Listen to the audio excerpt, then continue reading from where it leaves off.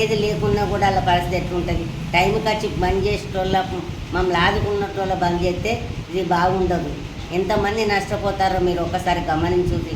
ప్రతి ఊళ్ళో డాక్టర్లు ఉంటారా? ప్రతి ఊళ్ళో హాస్పిటల్ మీరు కట్టగలుగుతారా? కట్టలేరు కదా. ఒక ఊర్లో హాస్పిటల్ ఉంటే 10 చుట్టూ గ్రామాలు రావాలంటే రాత్రి రాలేం కదా. మరి ఒక ఊరికి ఒక ఆర్ఎంపీ డాక్టర్ ఉంటేనే ఇట్లా బాగుంటుంది. రాత్రి అనక పగలనక సేవ చేసేటోళ్ళనే మీరు సోదా చేసి మా ఆరోగ్యం దెబ్బతింటట్టు చేస్తే ఇది బాగుంటుంది. వాళ్ళు మందులు సూదులు ఇవ్వకపోతే మా పరిస్థితి ఏంటి? కాపాడేటోళ్ళ మీరు బంద్ చేస్తే మంచిగా ఉండదు. మేము దెబ్బతినిపోతున్నాం. ప్రజలకు రక్షిస్తానని అంటాను. కాకపోతే ఒక ఊళ్ళోనే హాస్పిటల్ ఉన్నది. 10 ఊళ్ళో హాస్పిటల్కి రావాలంటే టైంకి ఏది ఉంటుంది. ఊరికొక డాక్టర్ ఉంటేనే రాత్రి ఆపద వచ్చినా ఆదుకుంటాండి. ఒక ఊరు నుంచి వెళ్ళి పెద్ద హాస్పిటల్కి పోవాలంటే పట్టే అంత ఫీజులు వేస్తాను. అటువంటి ఫీజులు మేము కట్టలేకపోయి ఆర్ఎంపీ డాక్టర్లు మేము పోయి ఛార్జీల మందం వాళ్ళు తీసుకోకుండా ఇంటికి వచ్చి బండ్ల మీద వచ్చి రక్షణ చేసే వల్ల మాకు శిక్షేసినట్టు చేస్తాను. ఇది బాగుండదు.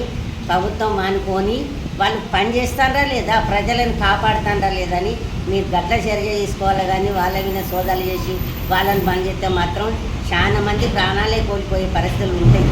ఆ టైంకు జ్వరం వచ్చినా ఏదొచ్చినా ఊరికి పోవాలంటే కూడా అంతవరకు మీరు కాపాడలేరు కదా. ఆర్ఎంపీ డాక్టర్లు కాపాడుతారు. అలాంటి మీద సోదా చేసుడు మీరు మానేయండి. లేకుంటే మేమే తిరగబడే కాలం వస్తుంది. రాత్రి అనక పగలనక ఏ డాక్టర్ మా ఇంటికి వచ్చి మాకు మీరు సేవ చేయలేదు.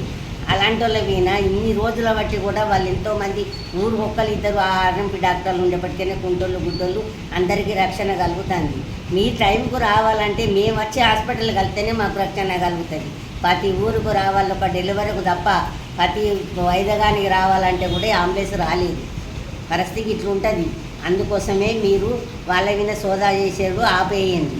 ఒకప్పుడు కూడా ఈ గవర్నమెంట్ హాస్పిటల్ అయినప్పుడు కూడా ఆర్ఎంపీ డాక్టర్లు పెద్ద డాక్టర్ల వైద్యం చేసి మా ప్రాణాలు కాపాడినోళ్ళు. అలాంటి వాళ్ళు కూడా మీరు గుర్తించవలసి మీరు సోదా చేసుడు మానేయాలి. లేకుంటే మేమే తిరగబడతాం.